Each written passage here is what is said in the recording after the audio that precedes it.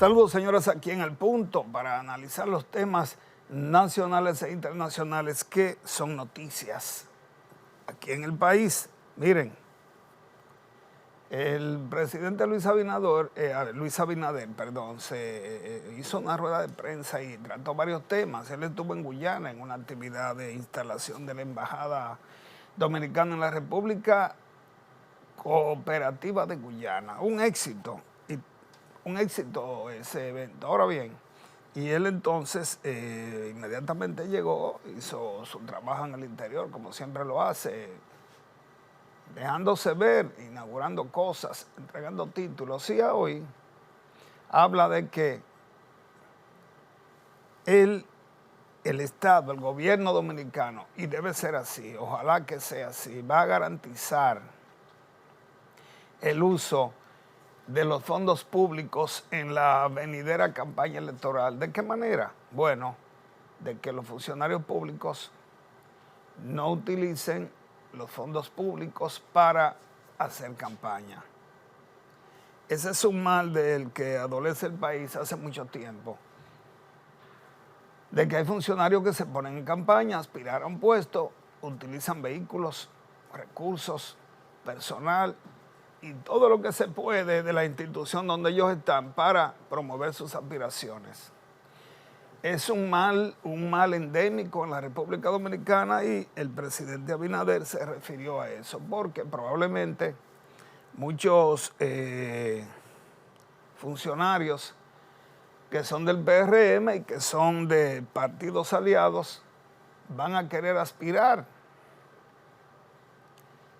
y deben hacerlo de la mejor manera, utilizando sus propios recursos, no utilizando los recursos del Estado.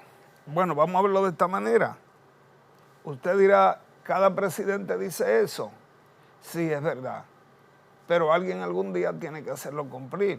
Yo creo que con las iniciativas que ha tenido el gobierno en la lucha contra la corrupción, se puede garantizar lo que dice el presidente Luis Abinader, es decir, garantizar que los funcionarios no utilicen los fondos públicos. Ojalá así sea, ojalá así sea. Otra cosa tiene que ver con dice el presidente que va a iniciar, que tiene hasta agosto para anunciar si va o no va a la reelección o a aspirar por lo menos.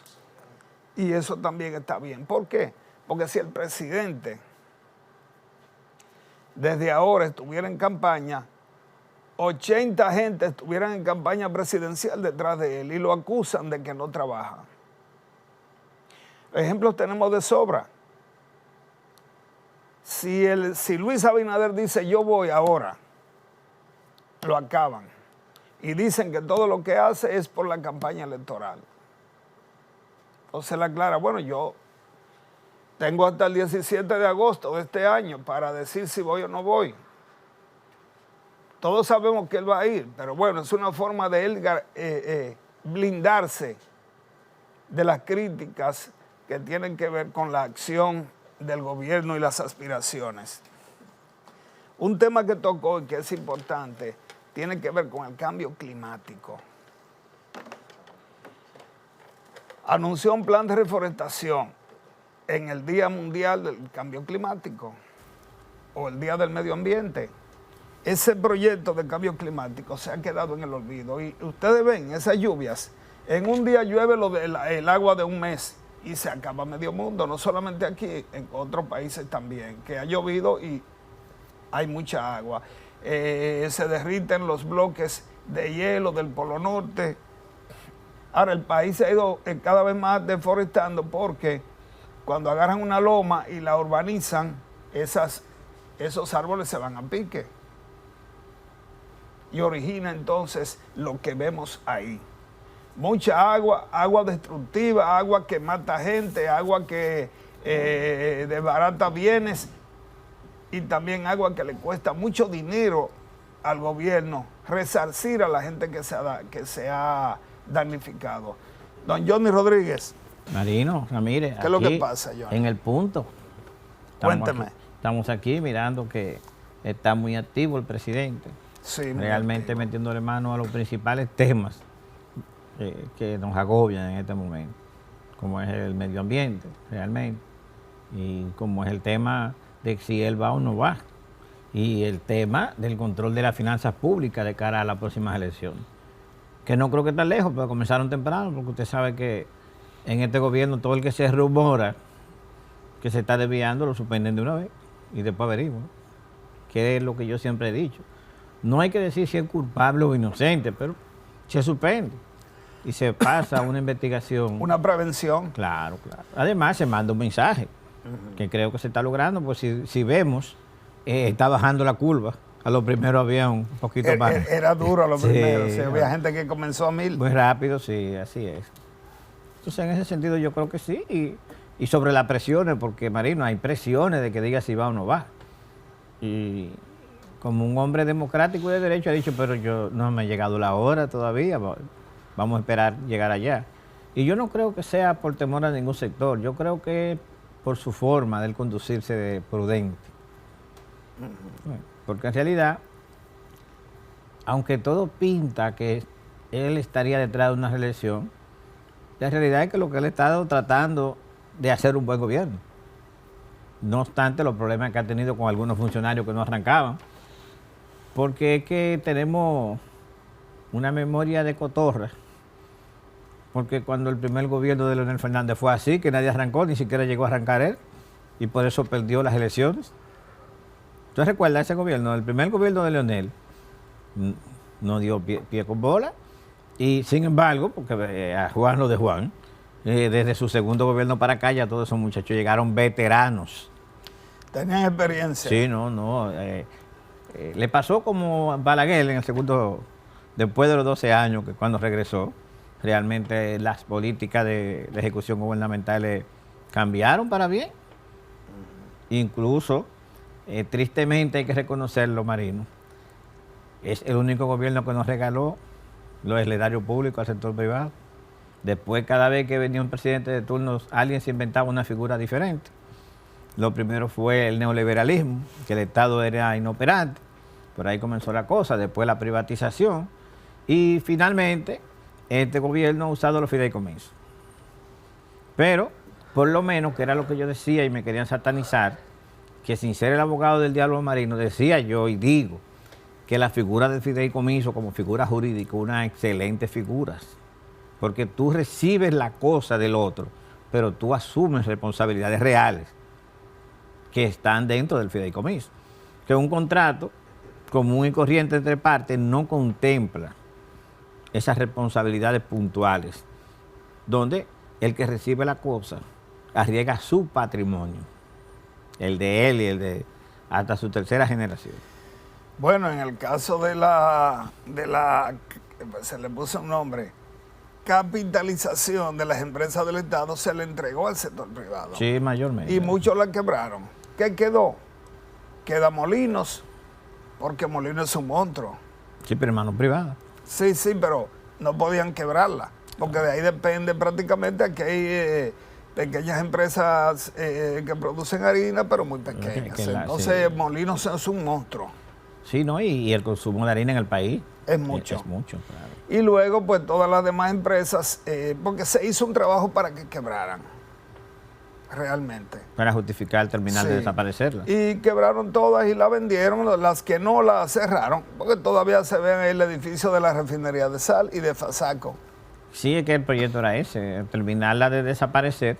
Sin embargo, en el sector privado surgieron empresas paralelas. Con el objeto para esa. ¿Tú recuerdas Pidoca? Exactamente, surgieron empresas paralelas que entonces hacían el objeto de la empresa que era gubernamental. Y al final, la que era del gobierno, aunque fue privatizada, Aceites Ámbar. Sí, pero eso es muy buena. ¿Tú recuerdas? Sí. Bueno, pero bueno, esa es la política del capitalismo. Sí. En Estados Unidos no hay empresa del Estado. No hay emisora del Estado. No hay líneas aéreas del Estado. Eso en los países subdesarrollados. Sí, pero la nómina del Estado es alta. ¿En Estados Unidos? Sí. Dime a ver cómo es. O sea, no hay empresa del Estado, empresa comerciales del Estado, pero las instituciones del Estado que prestan servicios tienen una Pero dan nómina. servicio. Ah, no dan servicio.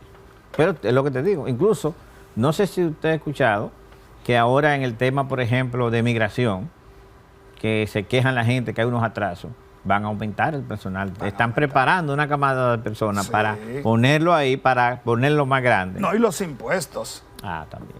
Se cobran los impuestos en aduanas, sí. se trabaja en aduanas. No, y además allí el que no paga, el que no paga, lo pagan. Porque el que trabaja en el Estado da el servicio. Aquí tú llegas a algunas instituciones y la muchacha está limpiándose las uñas. O jugando al celular. Y dígame qué usted quiere. Que no tiene ni siquiera ni trato decente. Entonces, eso contribuyó a que esas empresas se motivara al cierre de ellas. Y ahí está el resultado. Ahora tú hablas de la alianza público-privada. Yo quiero ver los resultados. Yo pienso que es muy rápido, pero como se están desarrollando bajo la base del fideicomiso, yo pienso que a mediano y largo plazo se va a ver el resultado, porque es que el fideicomiso tiene responsabilidades que van más allá incluso del propio fideicomiso, basado en una ley. Entonces ya ahí no es tan alegre como tú crearle un pasivo, como hicieron la gente de la Autovía del Este, crearle un pasivo grandísimo a la empresa y después decir, ahora páguenme mi contrato, como pasó. No, pero esa fue la estafa más grande. Ha habido muchas estafas al Estado que la manejan los políticos, pero lo de la carretera de Samaná fue lo máximo, porque usted no puede chuparle al gobierno 1.000 millones de pesos al año por nada. Ya iban por 20.000 millones y la carretera no costó 20.000 millones. No, y además ese peaje sombra, eso es criminal. No, pero muy criminal. Eso era criminal. Pero eso fue hecho a propósito. Sí, pero lo que pasa es que quiérase o no, guste a la que no le guste, en las anteriores administraciones los funcionarios eran socios de esos contratos, aunque con testaferro, pero socios. Y eso no es que diga, no, eso nada más hay que coger cualquier contrato de eso y mirar las cuentas de quienes están ahí participando, pues si están iguales que las de los otros. Bueno, mira, el tema, hablaba yo hace un ratito de el cambio climático, Johnny.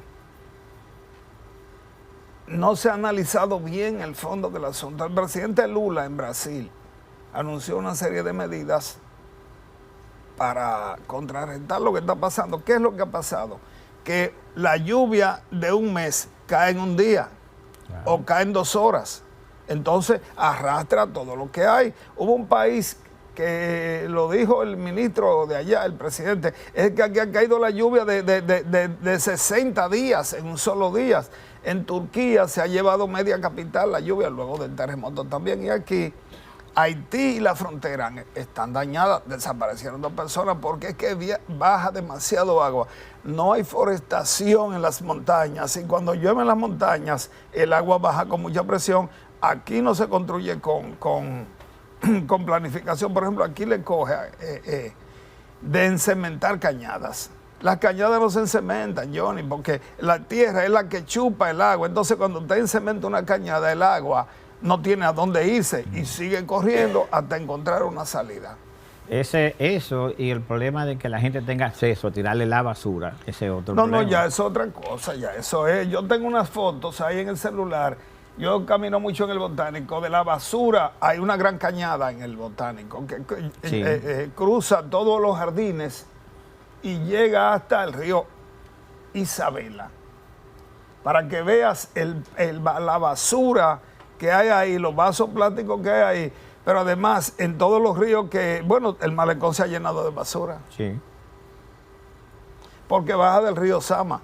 Pero al río Sama baja de Isabela. Van las cañadas. Ahí va, y de ahí va. Sí. Y hay un cruce, y ese cruce está lleno precisamente de toda esa basura, vasos plásticos, fundas plásticas, que se tiran a esa cañada. Esa cañada termina finalmente en el río o en el mar. No hay en otra el ruta. mar, bueno, el malecón está lleno de basura. Sí, pero también, Marino, que nadie aquí ha desarrollado una campaña de cómo manejar basura. Entonces la gente se quita la basura de encima como sea. Lo más común es que en una esquina cualquiera la gente decide hoy, mañana comenzar a tirar la basura. Hacer un basurero. Y hacen un basurero. Porque no la recogen. Porque no la recogen. Entonces, ¿qué hacen? ¿Se la comen? No, la tiran para allá. Claro, a lo primero no pasa nada, pero ya la semana ya la contaminación que hay en esa Mira. esquina. Es terrible. Si tú vas a Nueva York, te das cuenta que todos los dueños de negocios y los edificios de madrugada sacan la basura. Y clasificado. Pero ese Oye, camión y pasa clasificado. todos los días a 1 hora y si no hay basura y tú la sacas al mediodía, te ponen una Te ponen una multa. Sí, así es. Y la gente lo hace, los dominicanos aquí que la tienen donde quieran. Allá no, allá lo allá hacen. Y la clasifican allá. Allá ellos lo clasifican. Allá hay educación del billete, de la multa. De la multa, que te dan un piñazo, sí. Vamos a hacer la pausa.